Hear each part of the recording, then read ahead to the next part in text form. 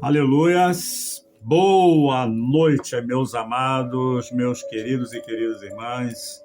Louvado seja o nome do Senhor por mais essa oportunidade. Domingo à noite, após um culto maravilhoso de Santa Ceia, aqui estou eu, impulsionado pelo meu amigo Espírito Santo, a compartilhar uma palavra de Deus com você. E como eu sempre tenho dito, acredito eu que através desta palavra Deus vai fazer algo novo na tua vida. Amém, meus amados? Louvado seja o nome do Senhor. São exatamente 22 horas. Glória a Jesus. Amém. Eu sei que você que de repente chegou em casa também agora após o culto, tá? Não sei a hora que você vai estar assistindo esse vídeo, mas eu tenho certeza que o Espírito Santo está aí com você e ele vai estar ministrando no teu coração.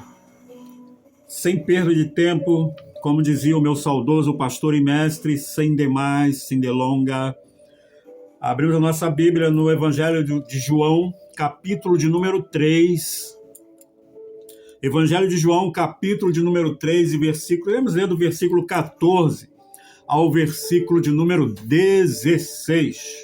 Evangelho de João, capítulo 3, iremos ler do verso 14 ao verso de número 16. É um texto, aleluia, muito conhecido nosso, muito lindo, muito maravilhoso.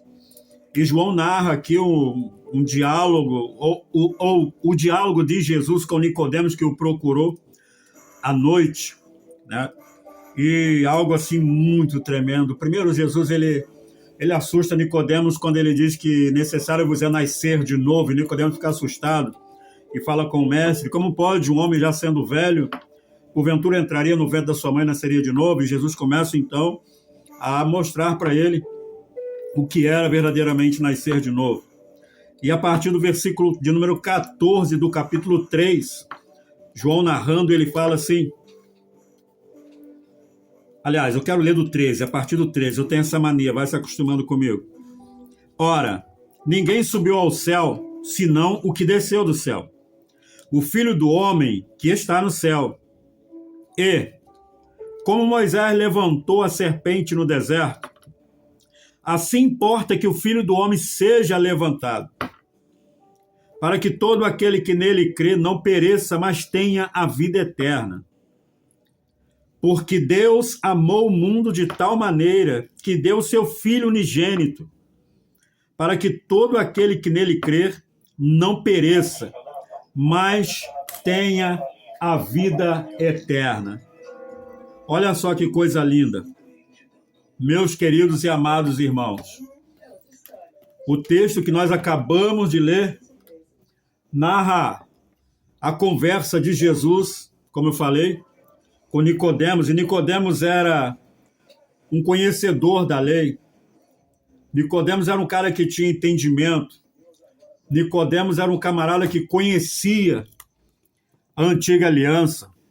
Ele conhecia as escrituras. Até então ele conhecia as escrituras, porque até então era só o Velho Testamento.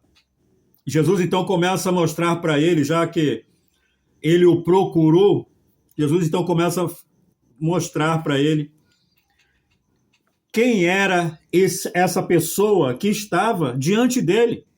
Porque ele chega até Jesus e diz assim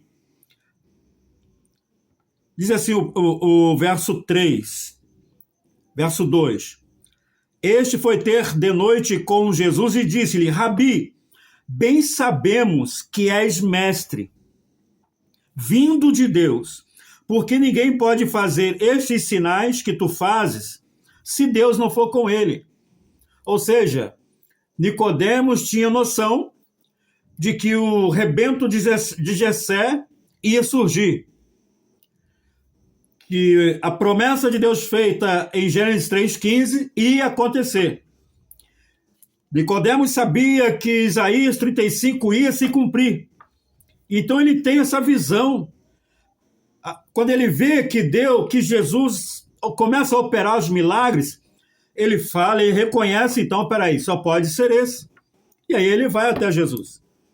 E aí Jesus, dialogando com ele, Jesus começa a mostrar algo que era do conhecimento dele, que é o verso 14, que diz assim: e como Moisés levantou a serpente no deserto, assim importa que o Filho do Homem seja levantado, para que todo aquele que nele crê não pereça, mas tenha a vida eterna. Meus queridos e amados irmãos, Nicodemos tinha esse conhecimento, porque o que Jesus fala agora com Nicodemos está escrito lá no livro de Números, capítulo 21, do versículo 4 ao versículo 9, onde Israel, ou o povo, estava se levantando contra Moisés, o povo estava se levantando contra Deus, o povo estava vivendo ali, aliás, o povo de Israel no deserto vivia oscilações. Um dia eles buscavam, outro dia eles blasfemavam, um dia eles buscavam, outro dia virava as costas. E Deus, então, irado com aquele povo, fez com que surgisse uma peste chamada, ou seja, as serpentes do deserto. E todos que eram picados por essas serpentes, eles eram levados à morte, por causa, pensa comigo, por causa do pecado, por causa da rebeldia, por causa da desobediência, por causa da ingratidão deles a Deus. Eles se levantavam contra Moisés, porém, na realidade, estavam se levantando contra Deus, contra o Deus que levantou Moisés. Deus, então, faz com que surjam serpentes no deserto e eles são mordidos e muitos faleceram, muitos perderam a vida.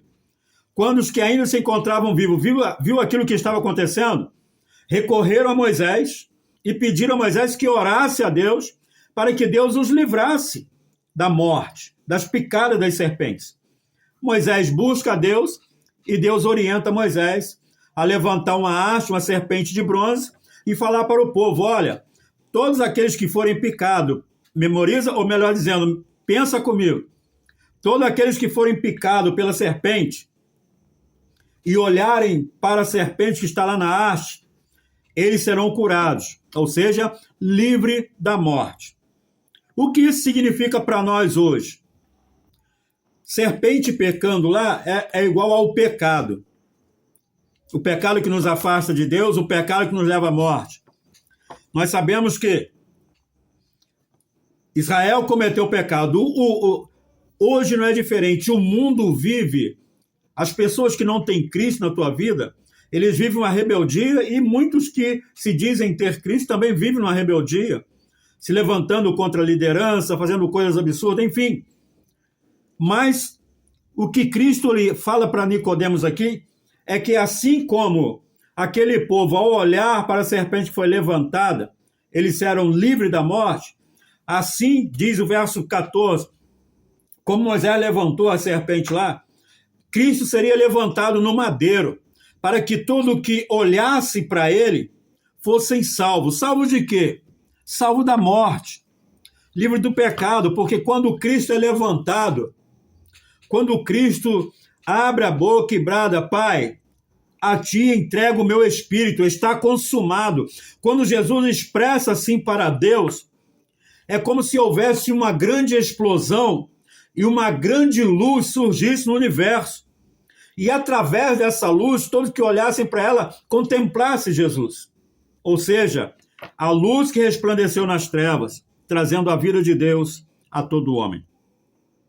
E aí que nós começamos a entender que Jesus está mostrando para Nicodemos, olha Nicodemos, se você olhar e realmente crer que eu sou o Filho de Deus, que eu sou o Messias, você vai ser salvo.